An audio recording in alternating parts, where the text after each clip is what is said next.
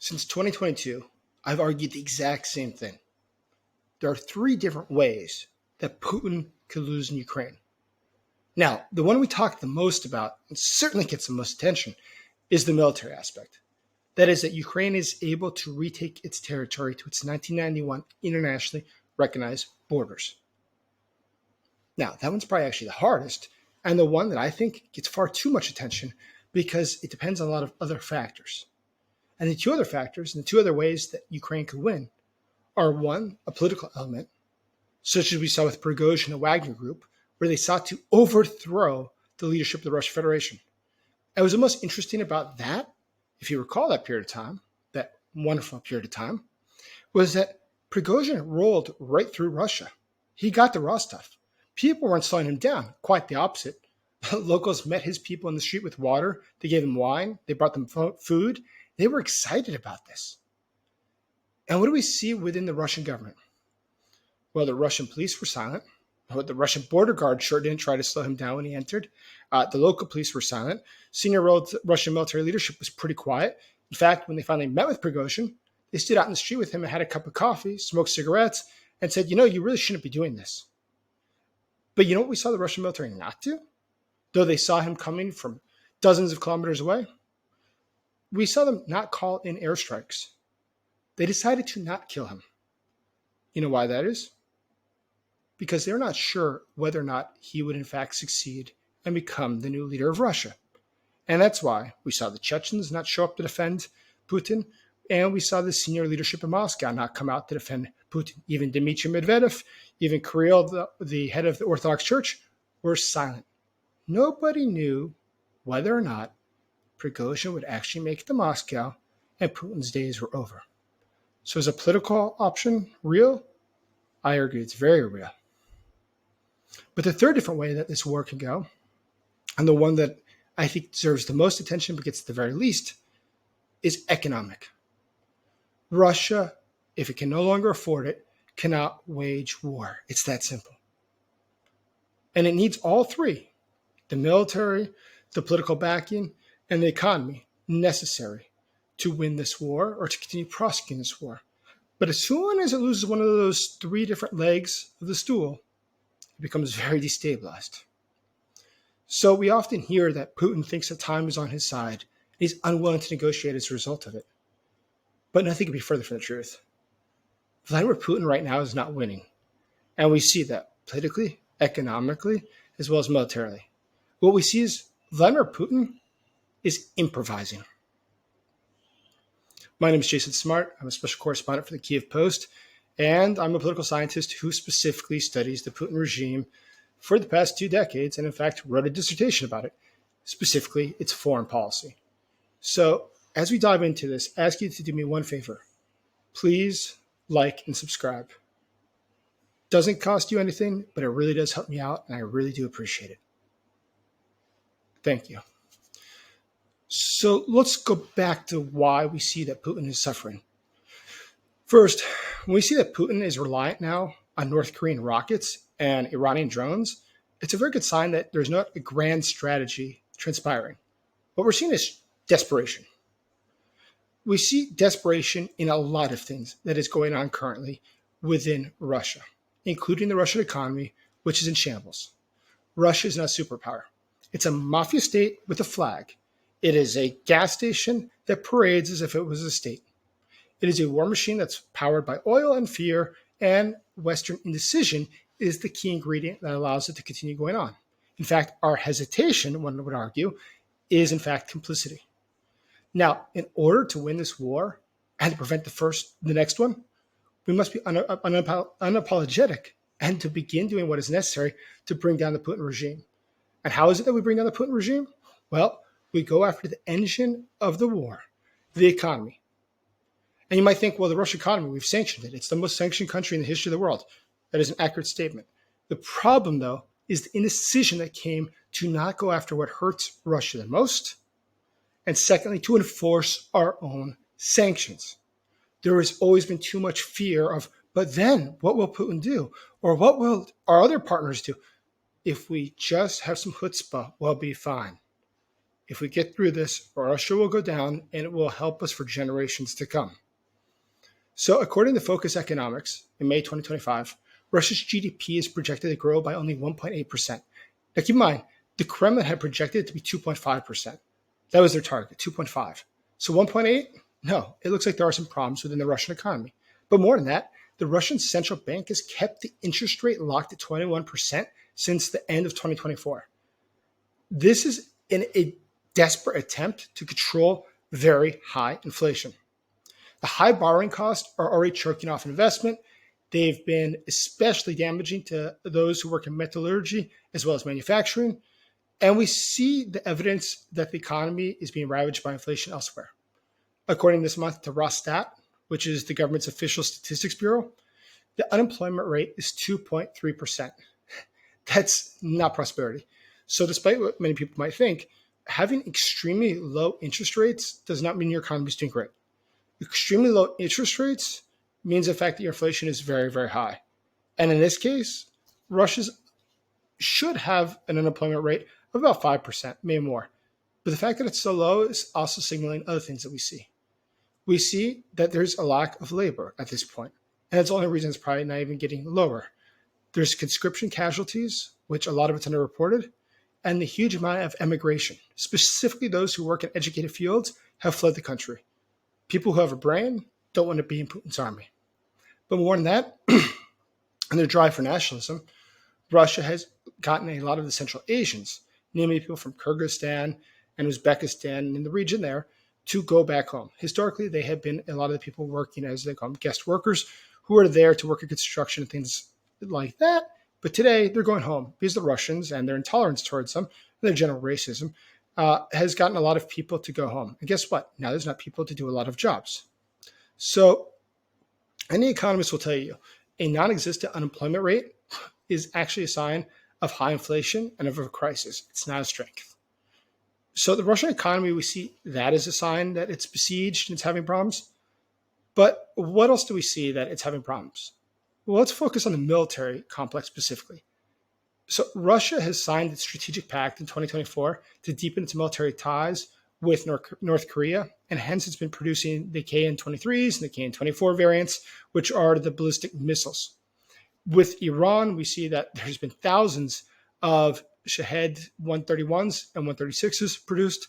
Now, those are currently being established and built within Russia, within the territory of Russia, according to the Institute for the Study of War, due to the fact that Russia has a licensing agreement. What's interesting about those factories, there is so much of a high demand for labor and so few people to work. There has been a number of stories that have come out of African immigrants who Russia recruits, who believe that they're going to go to Russia to work in some sort of service industry, who in fact are forced to work in these factories in slave-like conditions, truly sweatshops, to produce Shahed drones for the Russian military. And that's been widely reported at this point. But what's deeper to this? How can we understand this relationship with the North Koreas and the Irans to produce these weapons? Well, when you think about the war, what do you hear more about than that? You hear about the drones, and you hear about the missile strikes. That's where Russia is putting its effort forward. And it's stuff that Russia cannot produce by itself. It is not a partnership. It is a dependency that Russia has on other countries. So now a former superpower is a client of pariah states. Pariah states control Russia's future. And Putin is mortgaging Russia's sovereignty to keep this war alive. But the best news about that, and the really good news, is that it might be about to get much, much worse. As we've discussed, in May 2025, Lindsey Graham and Senator Blumenthal introduced the Stop Funding Russia's Aggression Act, which put a 500% tariff on goods that come from countries who buy Russian oil. So this would weaponize Russia's dependence on exports of its oil, which is key for its economy. According to the Russian Ministry of Finance, in quarter one of 2025, there is 38% of the federal budget was said to be coming from oil. It's even higher than it was before. So sanctions are good, but they only work when they're done full out, when they're really complete. Half measures will not deter Putin. They do not deter any sort of tyrant. They, in fact, enable them. So some think, well, listen, even if the US does put in these huge sanctions, the Chinese, won't the Chinese come through? Won't they be able to save Russia? And it's true. The Chinese are investing a lot more in Russia. So there's been about $240 billion of trade in 2024, which is 26% increase year after year. However, we see that within the data that we have coming out of China, there has been a desire to buy less Russian made oil. We see that the Chinese companies, namely their banks and their ports, have been fearful of having US sanctions come down on them. And there's been a lot of stories that have come out of them simply saying, no, I'm sorry, we will not accept your tanker because it's currently under sanctions. So though there is Beijing, Tehran, Pyongyang, and Moscow all working together as a global enterprise against us, there are the positive signs. As I just mentioned, we see that Russia has had problems now to export its oil to China. In the case of India, in February 2025, it reduced its imports of Russian oil by 1.42 million barrels per day. So yes, it is buying more from Brazil, Nigeria, and Venezuela, and it's unfortunate that somehow Venezuela benefits from this, but it's good to see that Venezuela's top partner in the world, Russia, is suffering because of it. So though India, and going ahead, I think India will make the same calculation. Yes, it did save about $25 billion by buying the Russian oil. It's cheaper. It's not going to be putting at risk its $132 billion relationship with the United States. And in fact, there's a story I just read recently that Chinese banks have become so concerned that since already 2024, about 98% of them stopped direct yuan to ruble transactions. But the banks have become so concerned that they're declining anybody who has a Slavic sounding name. So whoever the bank official is says, well, that name, can't really tell probably if it's Bulgarian or if it's Ukrainian, but it sounds Slavic. We're not going to accept them because we don't want to take the risk of losing trade with the United States. It's far too much to lose. So what do we have to do right now? What is our call to action? Well, one is the same one that we've had since the very beginning, which is to fully arm Ukraine. No more delays, no more red lines, no more excuses. Send the ATACMS, send the F-16s, send the Patriot missiles, send the long-range artillery, and allow strikes deep within Russia. But not less important, we go back to what we discussed at the very beginning of this video, which is the economy and the political side of this. We must be doing more to hurt the Russian economy, to damage the Russian economy. We must be imposing full sanctions on every major Russian bank, cut all of them out of SWIFT. We must go after the energy firms. We must go after logistics hubs. We must go after anyone who is assisting with military tech. And one thing that we have not done yet, incredibly enough, which is hard to even excuse, is that the 300 billion of frozen Russian assets that the G7 countries have, we could be using that right now to help Ukraine rebuild and to prepare for war. We must be doing more also to go after the countries that are enabling Russia. China, Iran, North Korea. They aid Russia, they must face consequences. But some go, well, would this not be an escalation? What happens if we escalate? No, it is not an escalation. It is defense. Defense of the rules-based world order. And we already know what the cost of inaction is. Let's be very clear about that. The cost of inaction is that every missile fired from our North Korean launcher is challenging our credibility. Every time that a drone strikes Odessa, it is a test of our resolve. And the dictators see that we do not have the resolve. We are allowing them to act with impunity in the very heart of Europe. Appeasement is not prudence. It is permission. In 1938, when Hitler gave the Sudetenlands, we got the Sudetenland territories, he did not meet any sort of a challenge. He took the territories and it led to worse atrocities. In 2014, we allowed Putin to take Crimea. He faced no serious repercussions. We know what the result was of allowing Hitler to do what he wished in Europe. We know that in 2022, what happened in Bucha, what happened in Mariupol. That we are seeing a genocide in real time. So we should not have any sort of hope or illusion that things will just turn out fine if we allow Putin to get away with this one. We just don't react to it. Let's not escalate the situation. No, the result of that will not be what you want. If we fail again, Ukraine won't be the last domino.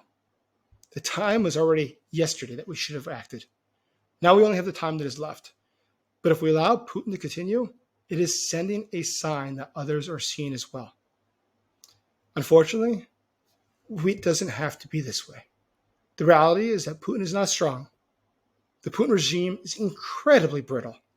His economy is bleeding, his weapons are imported, his people are conscripted, and it's impossible for him to continue as things are.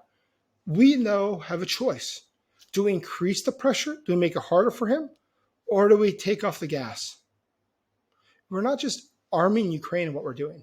What we're doing is something that will make Europe safer. It makes America safer. Keep in mind, we are against Russia's allies as well. Those include non-state actors, such as Hezbollah, which we know works directly with Russia. The drug cartels, which work with Russia and its allies, including Hezbollah. And globally, let's look at the Pacific, not the part close to the US. Let's look at Australia and New Zealand. Yes, it obviously makes them safer as well if China is in check.